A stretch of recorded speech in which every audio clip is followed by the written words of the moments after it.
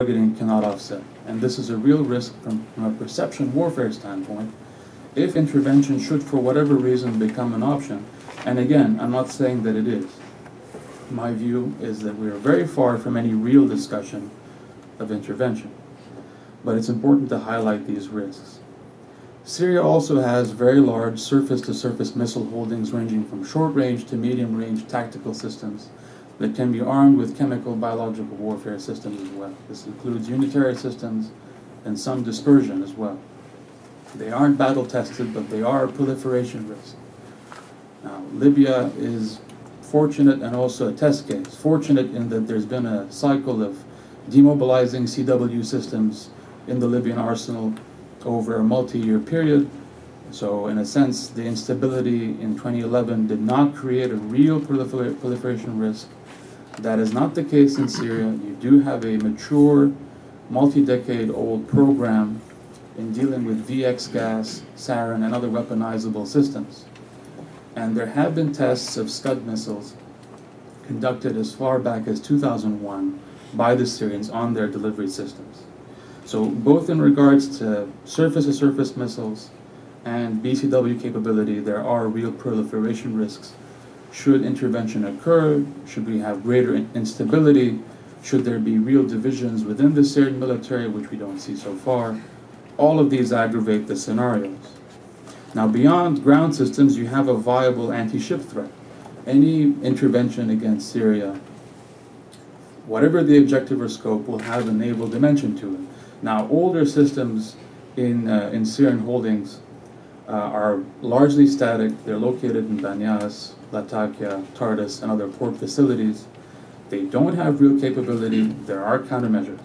That being said, recent reports of deliveries of sophisticated supersonic anti-ship cruise missiles, like the SSN-26 Yakunt from the Russians, systems that have targeting ranges as far out as the western edge of Cyprus, that can cruise undetected or silent, and only actively ping in the last or terminal phases of attack, with something in the range of 25 to 45 seconds of warning to surface ships, will present a real and viable threat to U.S. and friendly surface vessels, and could potentially be a carrier killer in this kind of a scenario.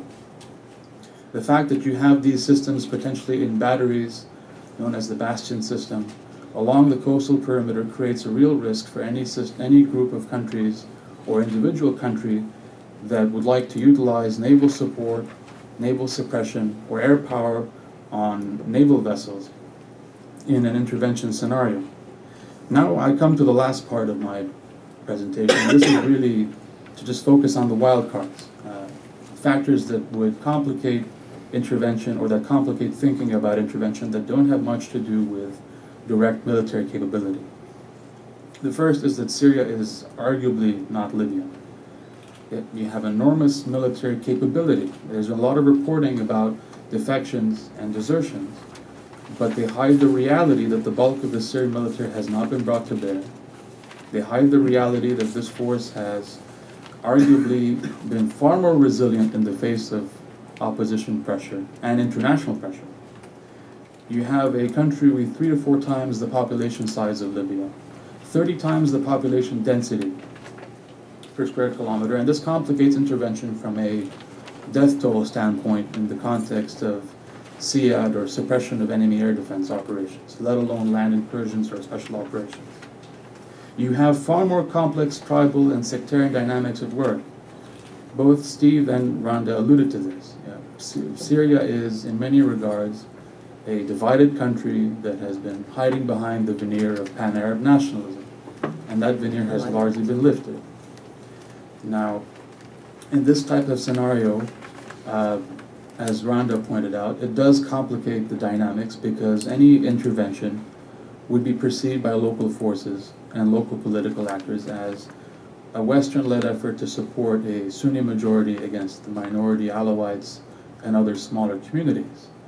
And the legacy here, unfortunately, as much as we'd like to broaden the opposition base, is largely rooted in the realities of Iraq and Lebanon before, during the Civil War, where minority authoritarian leadership or minorities with a concentration of political power have suffered the consequences of mismanaging transitions, mismanaging their majority populations, and then suffer the consequences.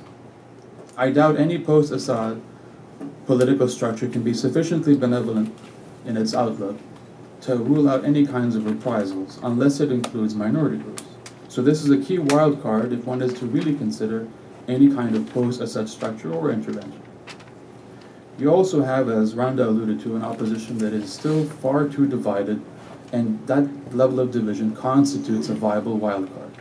It makes the prospects for managing CW systems, armor holdings, these large SSM holdings in terms of ballistic missiles and tactical systems, and other potential proliferation risks that much more grave from a military standpoint. Now, you also have a Syrian military that, as I mentioned, is still far more resilient than we give it credit. The cycle of over-recruiting from within the Alawite community as far back as the 50s is bearing fruit. This means that there is little compunction among elite units about suppressing the Sunni majority, suppressing cities like Homs and Hama.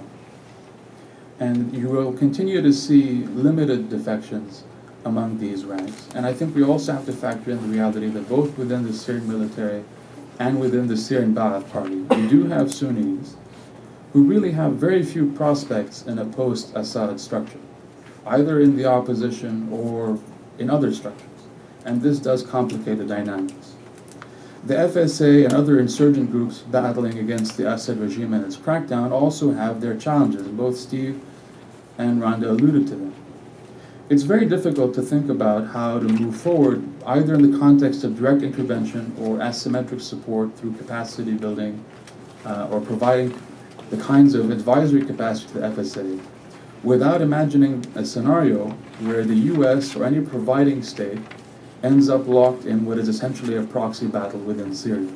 My view is that we were already well beyond discussions of a potential proxy competition in Syria.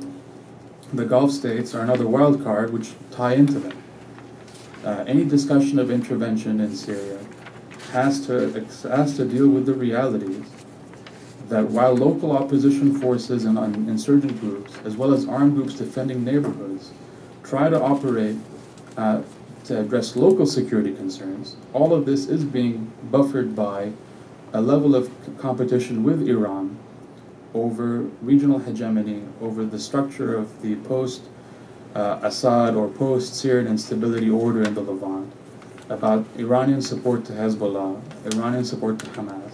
And all of these dynamics are playing out now in Syria. Whereas Iraq was the theater for competition, now we also have Syria.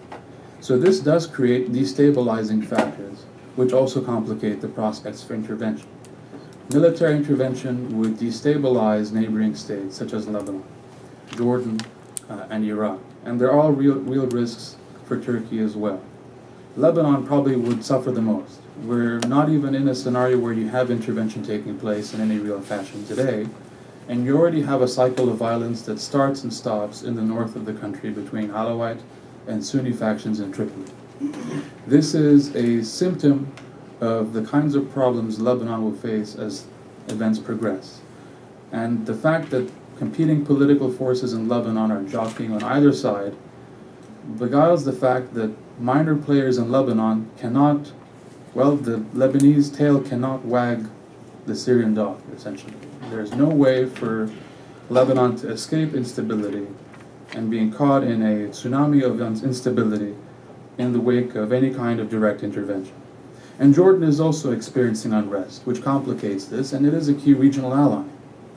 So taken together, the prospects for intervention are premature. I'll conclude by saying that the dynamics are such that the West and the US understand the realities of what proxy warfare in Syria would mean. It would mean another Iraq. It would mean a Lebanon on a far larger scale in terms of the future for instability in the region, and could further exacerbate sectarian divisions. And with that, I'll close.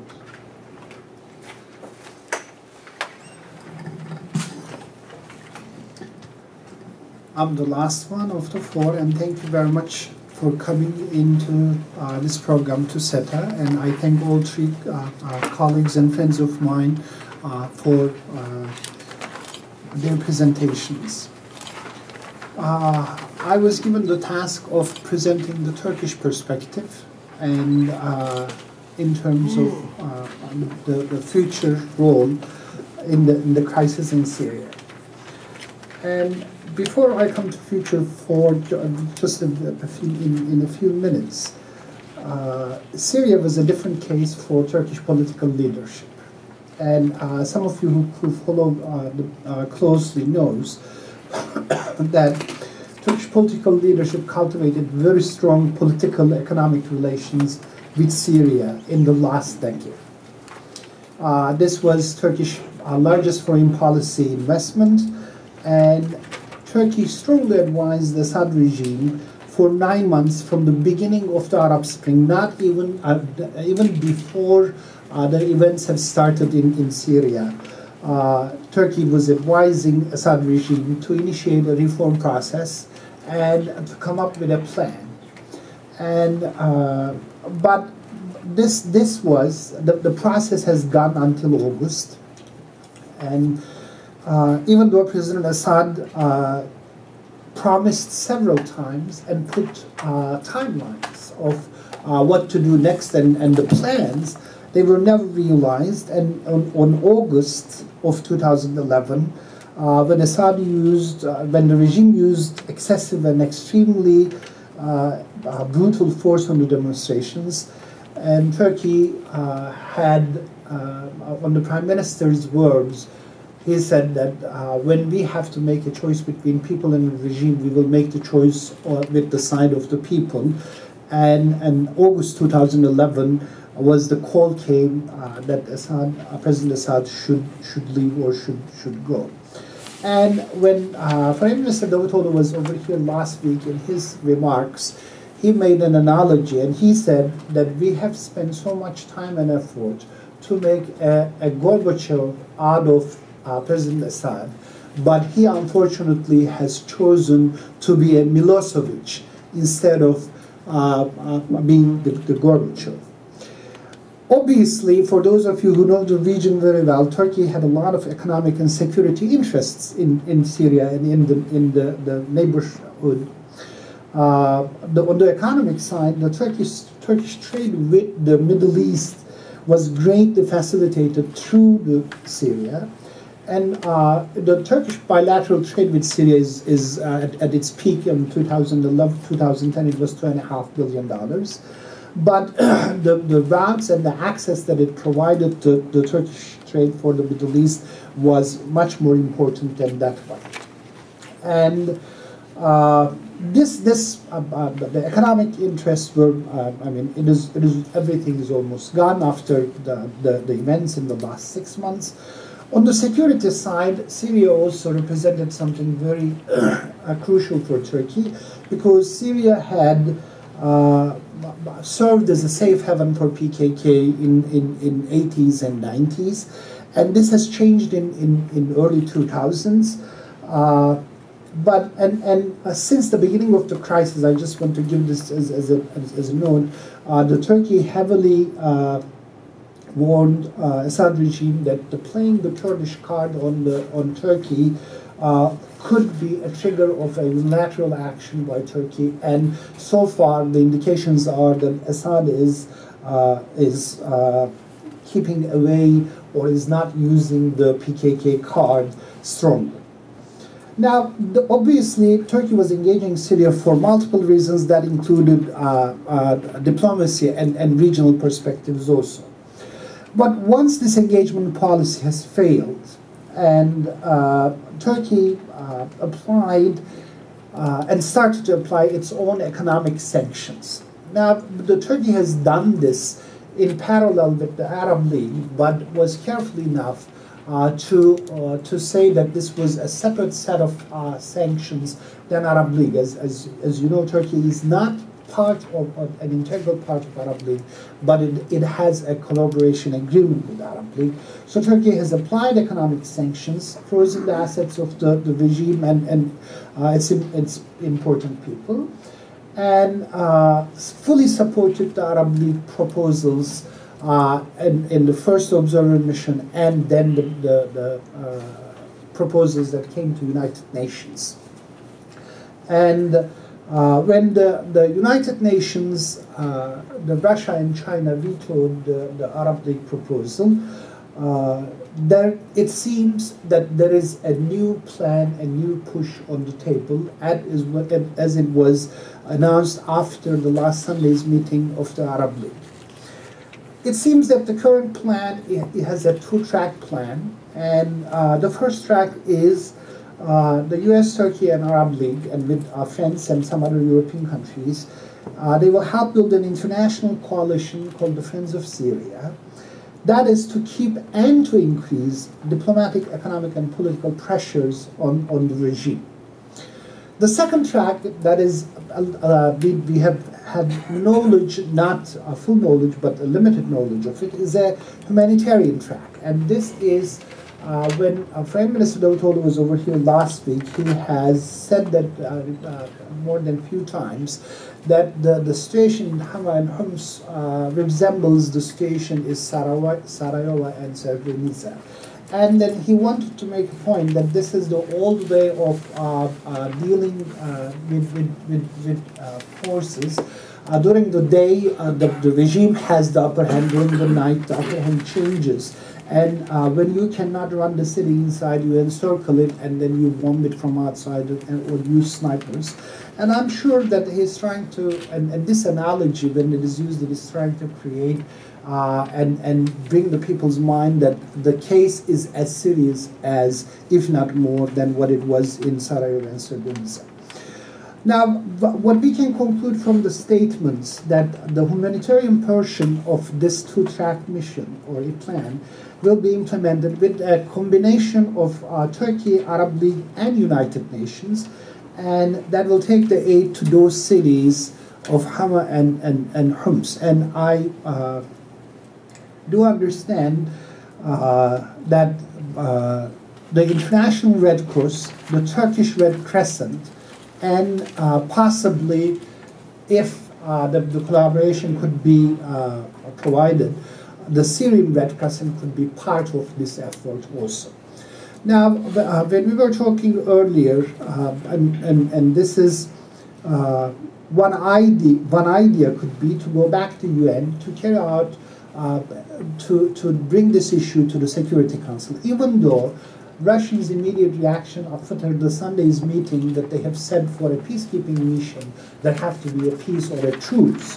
And that is understandable, but maybe there are ways to work for a humanitarian mission, because it will be extremely impossible for outside backers of Syria, namely Russia and China, to object a purely humanitarian mission. And even the logistics and how this could be managed. And again, I know that Secretary Clinton has said that we need the regime's consent for that. But we will see this plan probably after the February 24th meeting in Tunisia. What kind of protection that could be provided for such a mission, it still remains unclear. But the discussions will continue to implement such a mission. So our understanding from the Turkish leaders that this humanitarian part will be at the front. Obviously, Turkey continues to support the opposition and try to isolate the regime internationally. Both the humanitarian mission and the support for the Arab League plan, which calls on Assad to give up power for a political transition, aim at stopping first the Assad regime's crackdown, first the bloodshed, if this could be reduced, and then to move towards a democratic Syria in the long run. Humanitarian aid, it was specified, this is not an end itself, but on a broader strategy to isolate the regime, force the change behavior, and to keep the level of focus and attention on the issue. I would like to make a few points also regarding the opposition and military intervention. Turkey so far, even though it hosts the leadership of the Free Syrian Army and the SNC has a permanent office in Istanbul, the Syrian Nation Council, Turkey is not giving arms to the opposition, because rather than escalating the situation, Turkey is trying to contain the situation, and Turkey believes that a civil war scenario should be avoided at any cost. I know that a lot of people think that it is already a civil war, but I mean, God forbid, a civil war in Syria, as Aram has said, it will be a much bigger scale than what we have seen probably in Lebanon and in other places. The Turkey wants to avoid a civil war because it could be triggered if you heavily arm the opposition, and besides the opposition is still, as all of the panelists agree, that the opposition is not a unified opposition, and there is also a radicalization of the opposition, and I'm sure you have heard calls by Al-Qaeda and other organizations, and their call for how the neighboring countries the people should go in and help the Syrian people. So Turkey also doesn't want a situation where outsiders start providing arms to different groups and Syria turns into a venue for an international proxy war. And it is difficult to tell what the real situation on the ground, but we have a fairly good idea, as Randa shared, in terms of inside opposition.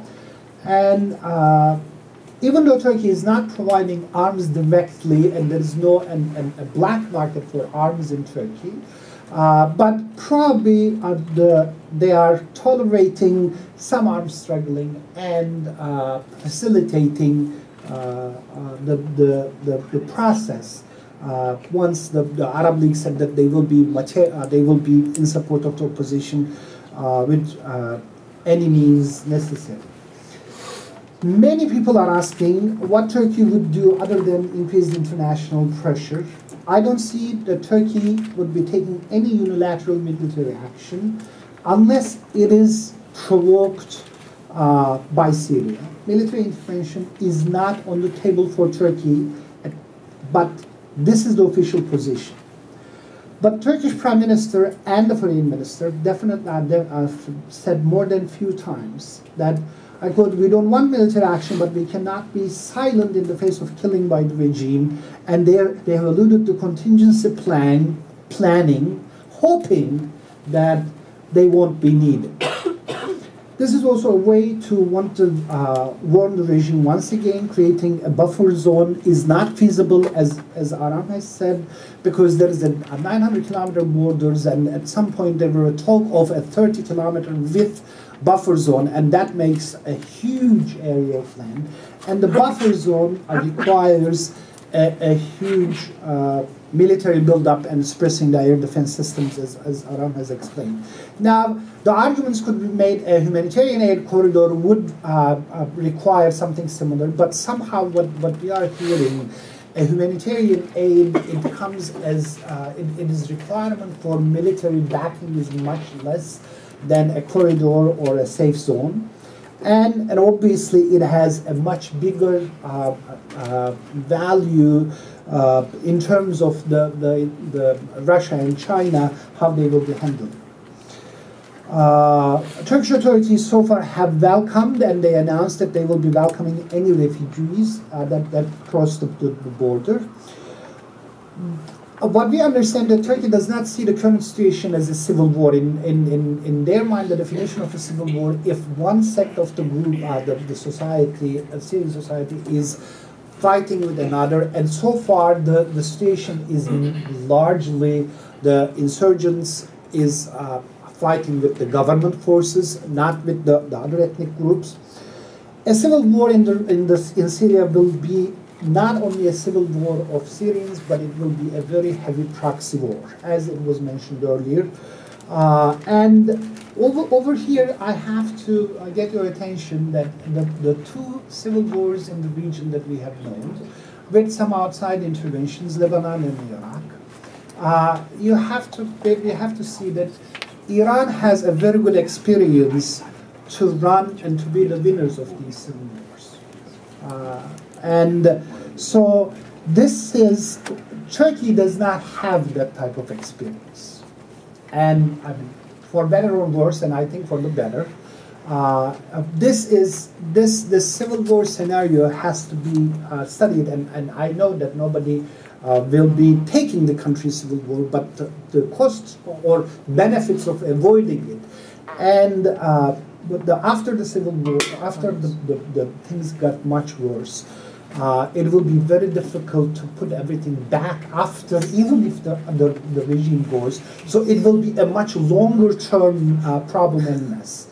And so the political solution, if there is still one, which there should be one, this has to be worked on and spend time, but without reducing the pressure on the regime. And just one last comment, that the economics in Syria also is really taking a huge bite. The heating oil reserves, foodstuff, and regimes with the currency that they pay cash for the military and security services. This is getting immensely difficult. And we are not talking, if the numbers I'm hearing and the way the regime spends their money every month by making payments, we are not talking years that they have the hard currency reserves, and the numbers is probably less than a year. Let me stop over here, and we will answer the questions. Thank you. Thank you very much for showing us how complicated and difficult the situation has been, and it is right now. I just have quick questions, and then we'll turn to the audience. Professor Heydemann talked about essentially your suggestion is to manage the militarization. If that were to happen, others will try to manage the militarization in their own way. What would be the game plan in that way? Once you have, you're supplying, you're giving training and supplying arms, etc., and these forces will be confronted. They are already confronted by, various groups. What would be the game plan? Well, I think the success of that kind of a strategy hinges on putting in place appropriate frameworks anchored in clearly understood and agreed upon arrangements right from the very beginning to prevent the kind of splintering and fragmentation of efforts to engage with the armed resistance on the ground. If you think about the Friends of Syria group and the possibility it might offer to put in place a coordinated framework through which Arab League governments, the European Union, Turkey, the United States, could all coordinate and agree on a protocol for pursuing this aim of managing militarization, in which their counterpart on the Syrian side would be some representation from the civilian opposition, the political opposition of Syria, perhaps with internal representation. I think what Randa said about the legitimacy deficit of the external representation was quite accurate, so you'd have to constitute your Syrian counterparts carefully.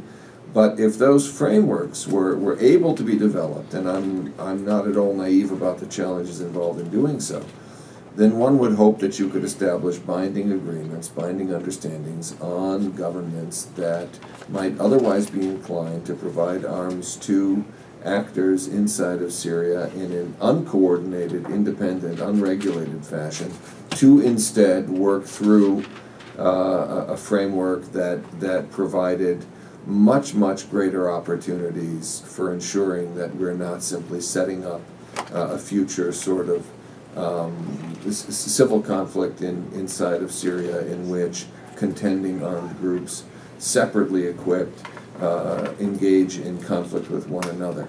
There may, as your question sort of suggests, be others outside of this consensus who might also want to arm their own proxies, like the Iranians, for example. That could certainly, I think, happen. I don't think that the potential for others to pursue a strategy of meddling in support of armed resistance groups inside of Syria should necessarily preclude us from doing what we can on our side to impose a bit of order and structure on a process which is already underway with very dangerous implications if it's left unregulated. But it is, of course, the case that we will encounter challengers to that strategy, and Iranian-backed proxy groups may be among those challengers. But I'm not sure I would let that possibility get in the way of at least making an effort to try to build these frameworks that could avoid the movement of or Syria's gradual kind of collapse into a fairly troubling war of all against all at some point in the future. Randa, you talked about Friends of Syria uniting the opposition.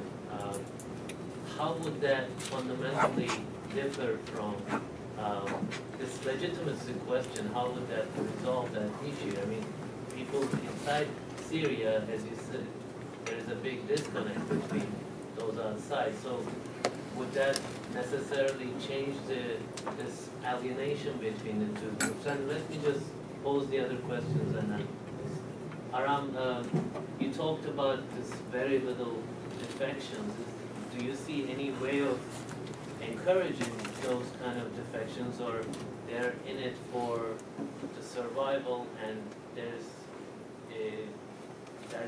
not much hope there, essentially somehow Assad being pushed out or major defections? How do you've studied the military carefully, and we have heard from others that it's not actually they're not in this, putting out the fire mode, but they're much more sophisticated than that, and they're moving in a certain logic. Maybe you couldn't expand upon that.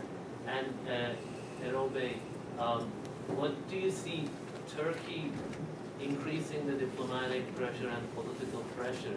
Does Turkey have its own game plan? And they called on Assad to step down, etc. But if this Friends of Syria initiative doesn't go anywhere, do you see Turkey, what do you see Turkey doing after?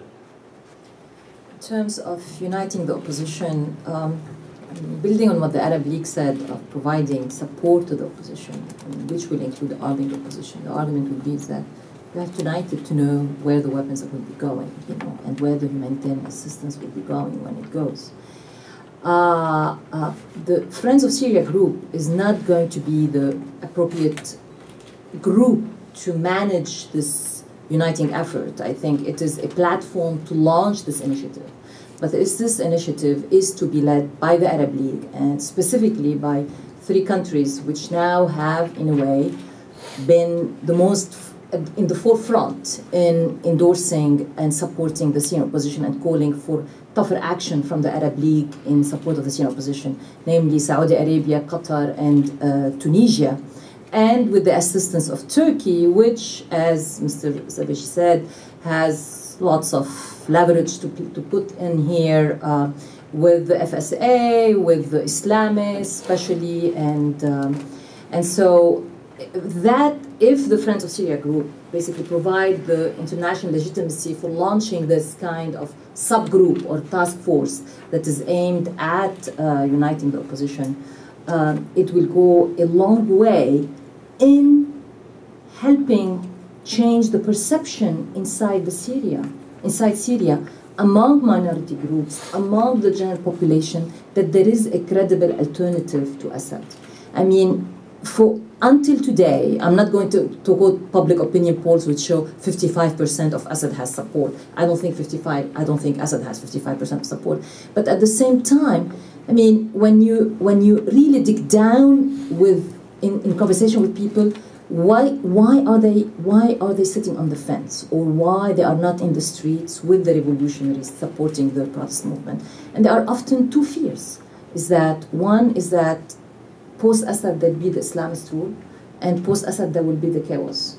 And in both fears, partly these are underpinned by the fact that they don't see in the SNC, the way it's currently structured, as providing a credible, practical alternative to the Assad regime.